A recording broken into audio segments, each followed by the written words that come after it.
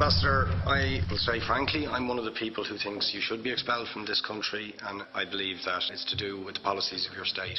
If I was Jewish and had never stepped foot in Israel, I could claim citizenship there tomorrow, but 6 million people whose origins are in what you now call Israel, who were forced out in 1947 or 48, do not have that right. Isn't that part of the reason why the Palestinians are in dispute with Israelis? Because you deny them the right to return to their homes and to their land and to their villages, and that they have a legitimate claim, even under international law, to return, but you deny them that right.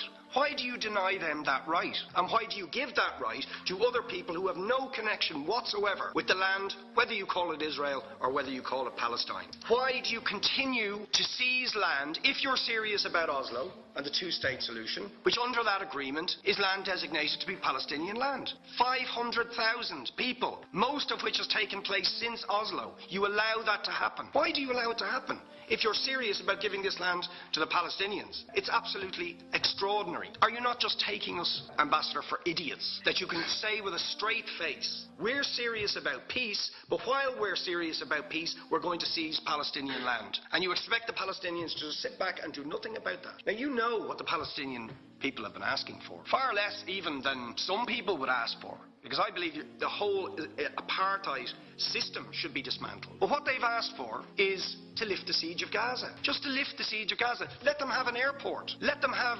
ports. Let them not be dictated to by a government for whom they do not vote as to what can go in and out of their territories, whether they will have power, whether they will have clean water, whether they will have medicine. What makes you think you're allowed to have nuclear weapons and the fourth biggest army in the world and visit destruction on the people of Gaza, but they have no right to defend themselves? They have no territorial sovereignty over that land. Would you ask questions, please? How do you justify that? Yeah. All right. How do you justify those double standards? Very lastly, Ambassador, people like Bishop Tutu, Nelson Mandela, and I would certainly describe your state as a apartheid state, with different laws for people depending on their race or religion. For example, at checkpoints going into the West Bank, there's a channel if you're Israeli or European, and there's a channel if you're Arab. Just because you're Arab. If you came into Dáil Éireann and they stopped you and said, are you Jewish? Oh no, sorry, you can't come in through the same entrance